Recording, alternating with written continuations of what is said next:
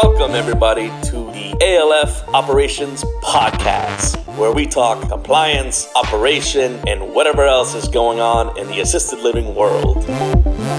Presented by ALF Boss. Hello, everybody. This is Pascal with ALF Boss, and this week I am honored to have Miss Amy VanKleeck on the podcast with us, and we're going to discuss operations of assisted living facilities. This is actually a larger building, but I'm going to let Amy go ahead and tell you about her building. Amy, welcome. Hi, Pascal. Thanks for doing this. I have a 96-bed building. I came in, it was still a lease up when I started. They'd only been licensed for about 6 months. At this point, my building is 2 stories on assisted living. It's memory care. On the other end, we have 30 memory care beds as part of the total. This is a corporate-owned building, right? This is a larger company, correct? It is a larger company, but they do expect us to be kind of autonomous in setting our policies and managing ourselves. Oh, that's pretty unique. That's very, very unique. If definitely. I'm going to be in a building that's corporate owned, I will work for this company. Sounds awesome. So let me ask you, how did you get started in assisted living? 16 years ago. My dad had Alzheimer's before we were doing it very well at all. And we had really a hard time finding a place where he should have to live even. And my husband was finishing up his education, and then the agreement was that it was my turn next. What did I want to do? So we moved from Indiana to Florida, and he kind of got his career off the ground down here instead of where he finished school. And I took a little nonprofit. It was a 14-bed building. We did an expansion to 20 beds, and I was there 11 years. And it was an awesome place to cut my teeth because I was so green. Alberta Granger saved my life over and over in that building. And you wear every hat. You know, I see the people that are in buildings like that, and I know that it is exhausting because you don't have the support system of other directors and things. So that's how I got into it. And then my care for dementia took me from that nonprofit because I had no more room to expand, and I really had a passion for Alzheimer's care. So I became certified under TIPA Snow for PAC, for hand under hand, and went to work for a larger corporation. And that was eye-opening. Yeah. And so 5 months after that was a memory care activity director position. I thought maybe I could get out of the hot seat, but I was wrong. I must be much more of a control freak than I want to admit, because I had a good ED, but I really needed to go where I could be the ED again. So I ended up back in a nonprofit. It was a Jewish community, and that was a really fun experience too, until they had to sell. So somebody who's like let's say somebody's looking to get into the field, into the industry, they want to become an AD of a building. Do you have any suggestions as far as how maybe get started? I would tell them, in my opinion, would be work in a building in some capacity, even if it's just for 3 to 6 months, long enough to really see what the job is, because it is not a glory job.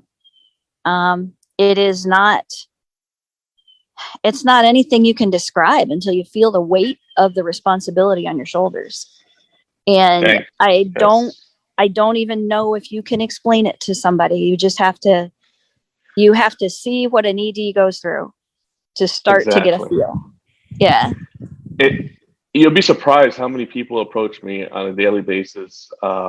They either want to start a facility, and all they've done so far, they took the core training, or some of them haven't even done that, or they take their core training and they want to, hey, how can I get a ED job in a larger company? And I'm like, have you ever worked in a facility before? No. It's just mind-boggling. It's mind-boggling. Apparently we make it look easy. The ones that have done it a while, I don't know, but I would highly recommend cutting your teeth in a building where you wear all the hats, even though it's exhausting, because wow, do you learn a lot. I mean, right down to, I have attended 66 deaths because we had hospice in the building, and that was a very small group, and it was very personal. And I count it a honor to be the one walking someone clear to the gate, making sure it's done well. And so there's a lot that a small building brings to the table that you lose when you go to a big building, but you learn what your staff's going through, and what each department really needs as far as support. And I guess I would recommend not starting in a large building for somebody. Good. Yeah, that That's makes me. sense. That's me. Yeah, definitely. But Now, let's say the daily operations in a large facility and a small facility, are they very different? Is it a different maybe just in the sense where if you don't have a wellness director because you're a small facility, you are the one contacting the doctor, contacting the pharmacy. Other than that, I guess you're the one arranging the maintenance if you're on your own. Whereas in a large facility, we meet up, everybody kind of talks about what they're addressing for the day. And then I usually follow up with, there's an awful lot of texting on our work phones. And by end of day, I follow up and see if they were able to get done whatever their thing was for the day. So supervision's a little different in a larger building. But it's the same stuff on a blown up scale. You still have to make sure everything's working. You still have to make sure all the care is getting done, because ultimately it's on our shoulders. It doesn't matter that I have a nurse in a wellness office. I need to know for sure it's gotten done. That's Correct. me. Again, the control freak in me comes out, I guess. No, you sound, you have been super successful, and I just want to pick your brain a little bit, because I always like to hear different ways people operate. So take us like on how do you manage your staff? Do you guys have weekly meetings, daily meetings? How do you work that? With my directors or the whole staff? Whatever way that you're the head boss. So I do direct. We do. They call it a morning stand-up meeting. Okay. Since I started, I have tried for us to shorten that meeting to what the industry standard would be, is like 15 minutes, real quick. We like each other. My directors and I like each other. I'm very relational in my approach. I feel like these are all adults who know their job, and as long as they're getting their job done, if the end result is what I need it to be, they have all kinds of latitude. So we meet now Monday and Friday. We meet, this is what the week's going to be, and Friday is, this is what the week was. And then in the middle, we find each other, and we do find each other. You'll find my directors in each other's offices, taking care of things together. But I think you cannot be a tyrant. You can't sit in the ED chair with a whip and be successful. I just don't think people like performing at their utmost for someone who is approaching them that way. So right down to the kitchen air conditioner went out today. So I went back to the kitchen to talk to the staff. It's been an ongoing issue. We've had a very complicated unit that has been a problem. And I went back to check on them and to ask what they needed and to see what we could come up with for an alternate menu, because my chef / food service director is on vacation. And I felt like that was my responsibility to make sure they knew that I knew, and that they weren't just back there sweating. And it was as long as a meal comes out, I'm okay. That's not true. I want the meal to come out, but I want my staff to know that I care and that I notice them.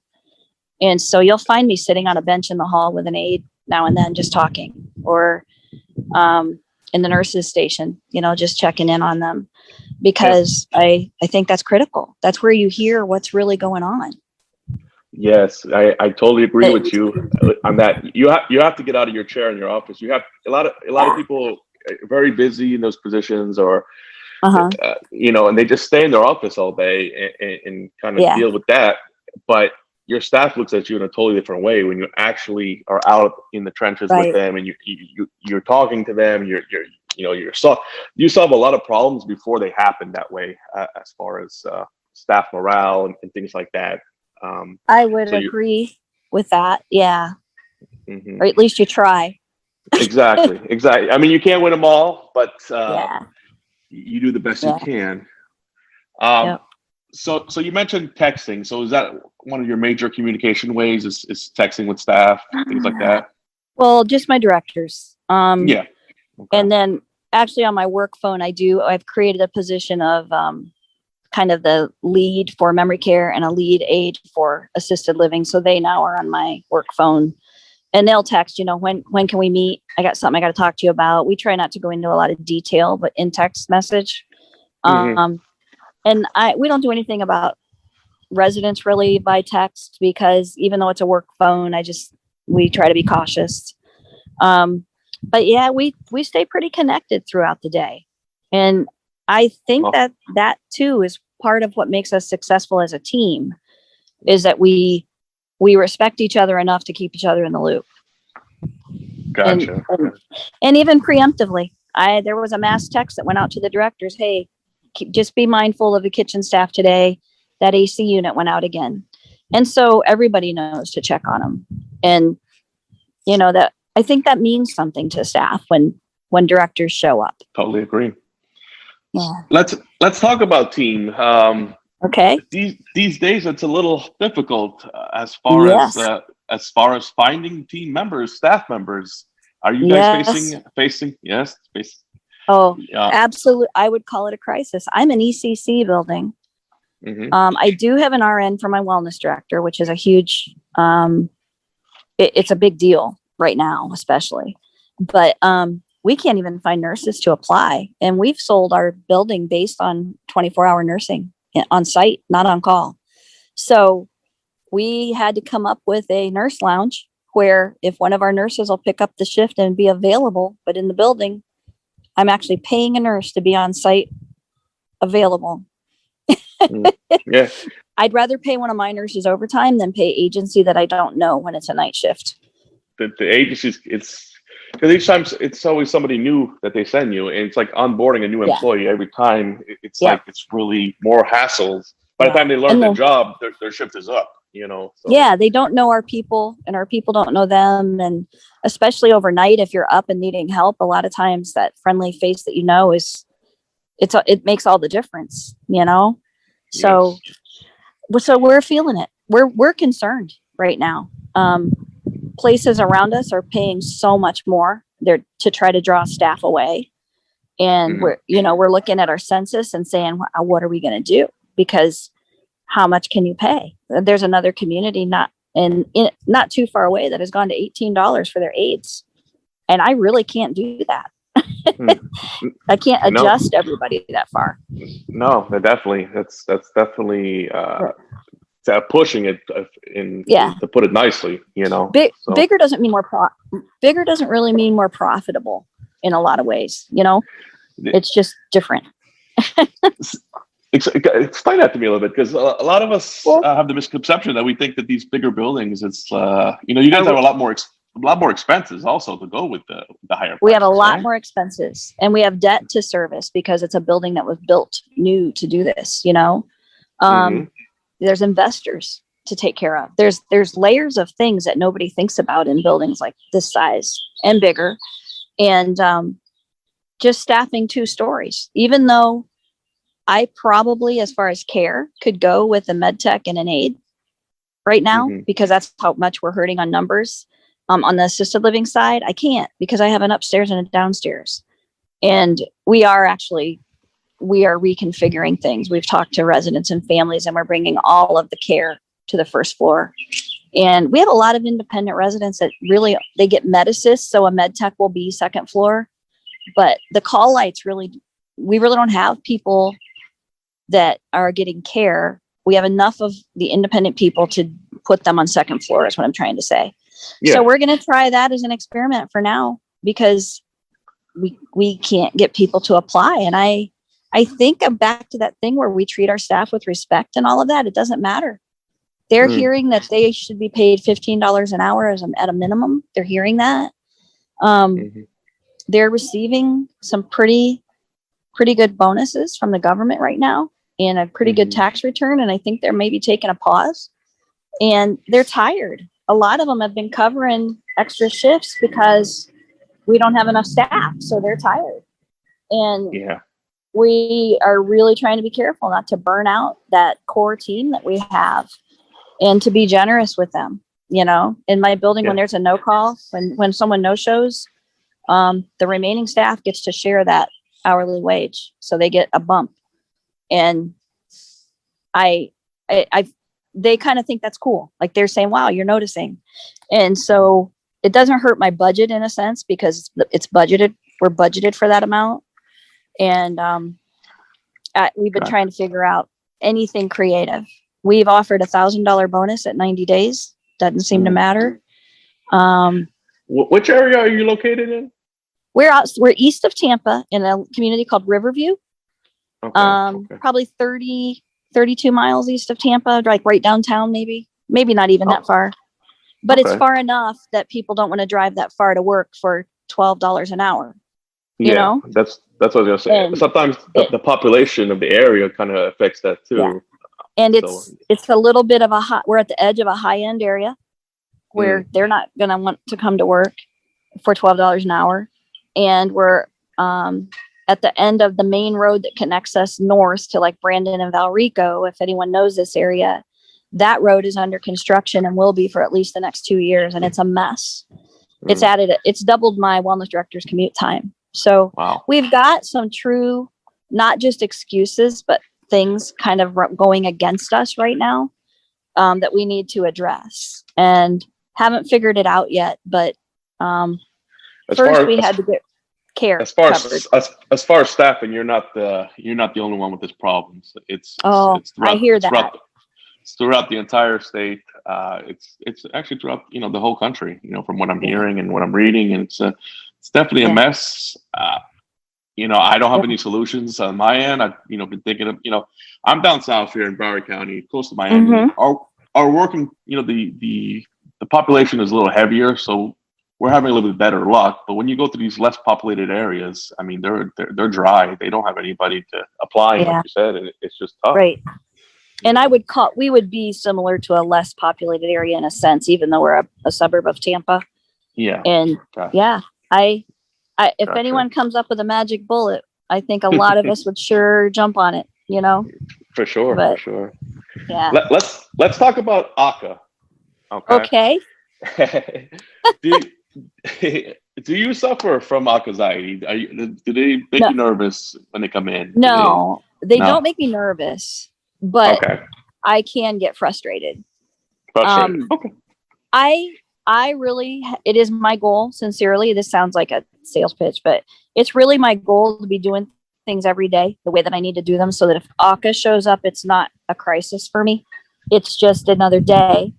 Mm-hmm. And it has seemingly become way more adversarial from their side.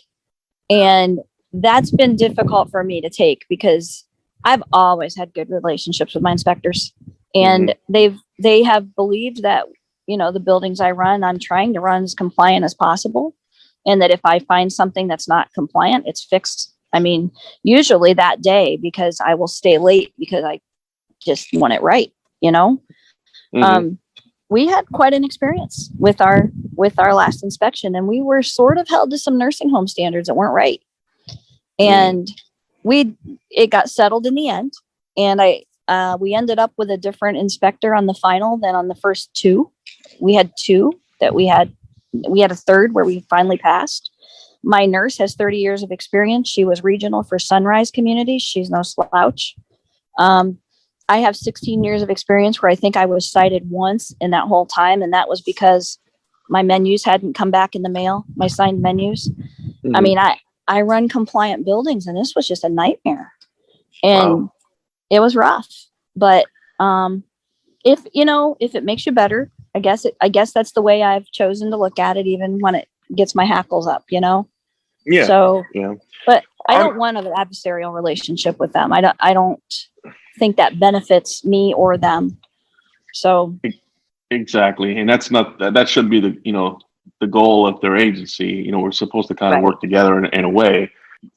So with bigger buildings, they're just as tough as the smaller buildings, you think, or it depends on the surveyor? Maybe that's the difference. But I've run 96 bed buildings before where the surveyor and I had a really good relationship. Mhm. I think it's the luck of the draw of the surveyor, to be honest. I think I had a surveyor that had possibly done nursing homes. That's what I think. She came with 2 or 3 other people, and we are ECC, so it makes sense that maybe they would think that was a good experience. A good experience Gotcha. for a surveyor to have been nursing home. But Or because a lot of times too, they are short and they will pull nursing home, inspectors and put them on the ALF unit. I have seen that also. okay, well, maybe that happened to us, but we did start asking. We started saying, this is a new one for me. Can you show me where that is? And we started doing some of that because, well, we didn't feel like we were being treated fairly, and that was helpful. And there was one thing specifically, and I'm not going to be able to tell you what it was, but there was something specifically that we did learn, both of us, after all this years of experience. We both had it wrong, and it wasn't huge, but it was something that she questioned. And so I think you're never able to feel like you know it all. No one should ever get there because you just don't, Only you do, Pascal. Only you. No. I learn every day as well, just like everybody else. I know. And and I tell everybody that if you don't get any class 1s or 2s, you had a good day. The class 3s, some paperwork here and there, things like that. We're all doing the best we can. Nobody's neglecting any residents on purpose and like that. So, I used to be freaking out about it. Now I'm to the point, it's like, hey, I know my residents are well taken care of. And the rest, if you find something, I'll fix it, and, we move on. But like you said, but it does depend if you get that one nasty surveyor and they just feel like your residents are cared for. And that's what, at the end of the day, that's what should pretty much matter. You recovered yet? Are you good? Well, I just started with a pain management doctor. Today. There's probably a little bit of nerve damage on some small nerves coming out of the spine now, but I've had the fusion and all that stuff done and the nerve decompression. And I guess I should tell everybody the backstory is that one of my favorite things to do, because I love memory care, and is to go out to memory care and just. There was specifically one resident that would see me clear across the room and do the whole, the V-shaped finger thing at her eyes, like pointing at me and pointing at her eyes, like, and we'd dance to each other and then we'd spin around, and it was kind of our thing. And she spun me around and she didn't let go of my forearm. So as I spun, I torqued my back and I fractured a vertebrae, and the disc slid completely out of place and compressed a nerve. And I call it my badge of honor. So, because I will be back dancing at memory care as soon as I can. Awesome. That's awesome. Except I will not let someone with dementia grab my forearm and hold it because I know better. I mean, if I need them to let go, Yeah. So anyway, that's your dancing skill. That's it. That's some serious injury. Jeez Louise. I will say dancing is a thing in our building. I mean, I have a couple directors and I will get somebody's music going on their phone and we'll dance down the hall and collect residents and staff. And isn't that amazing? Like the second you put on music, you can have like a resident with total dementia and they can barely walk. Things like all of a sudden they jump out of that chair and they're breaking these moves down. It's like, where did this person come music from? Music is amazing. Yeah, that's totally. Yeah. Amy, thanks for coming on. You are amazing. Keep doing what you are doing, and we thank you again. Thank you, Pascal. Thanks for all the support you give us. Take care. Have a great day. Bye-bye. All right.